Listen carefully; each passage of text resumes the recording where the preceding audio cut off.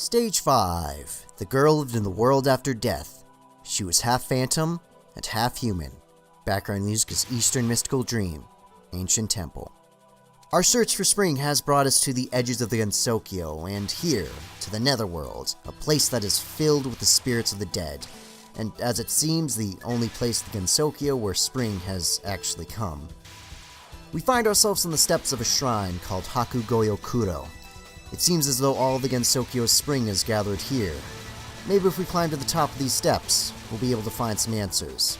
So Stage 5 won't be nearly as long as Stage 4 was, but it'll be a lot more intense. What can make it easier is that the bullet patterns in this stage are very similar all throughout, so once you get used to dealing with them, this stage should get a lot easier.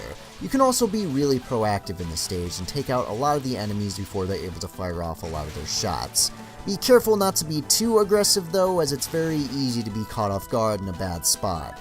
Also, don't be afraid to bomb if you have to. Not only can it save you if you're in a bad spot, but it can also allow you to collect a lot more items than you could otherwise. This is your last really good opportunity to do a lot of item collection, so you're definitely going to want to take advantage of this if you need to. But anyway,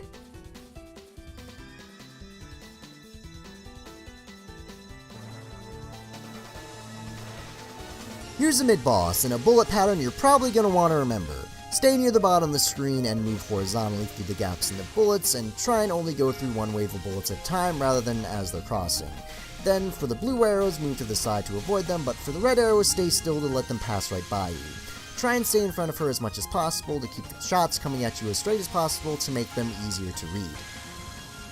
Here's her spell card, Ghost Sword, Fasting of the Young Gaki. Here's our introduction to her gimmick. Similar to how Sakuya could stop time in Touhou 6, she can make time slow down. During this, both your movements and the movements of the bullets are slowed down considerably. Now, at first you might think that this would make the bullet patterns a lot easier to move through, but it's actually a sort of trap. Often, if you try to move through the bullets when time is slowed down, you get caught off guard when time resumes its normal speed. You get caught off guard by how fast you're moving and how fast the bullets are moving. So usually what it's better to do is when time slows down, use that time to figure out how all the bullets are going to move and figure out what the best path through them is going to be, and also get yourself in a good position to move through them. Then, when time resumes its speed, that's when you should move. For this spell card, what you should do is stay in front of her right until the bullets are about to scatter, then dash to the other side of the screen and be prepared to dodge from there. The rest of the stage is a lot simpler than the first half of this stage was. All you have to do here is stream to the side to avoid these fairy shots, then hunker down near the bottom center of the screen and just try and avoid these shots the best you can. It's a pretty intense pattern, but all you have to do is pay attention to what's ahead of you and just let the bullets pass right by you. And that's the end of the stage. On to the boss.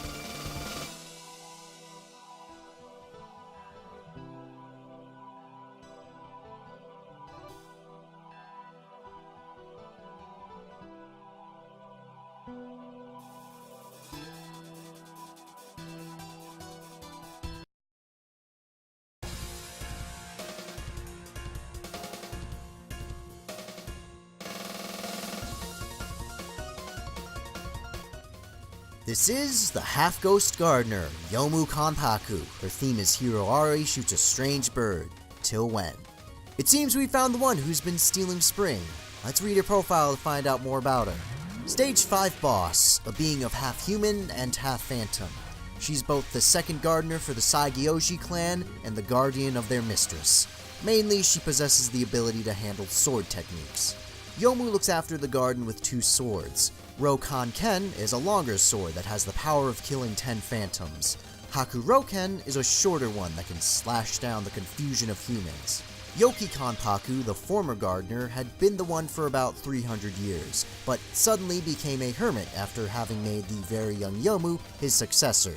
Yomu's ability of swordsmanship has still been in progress, so she needs daily practice, though Yomu herself has no clue where her master is. She thinks of her master's absence as a lesson from him. This time, following the order the mistress of Saigyoji gave her, she has gathered all of the spring essences in Gensokyo to make the Saigyo Ayakashi bloom fully. Here in Hakugi-Okuro, there are so many cherry blossoms beside the Saigyo Ayakashi, which has never bloomed. The former gardener said, "I've never seen the fully bloomed Saigyo Ayakashi before, but this might be the last time."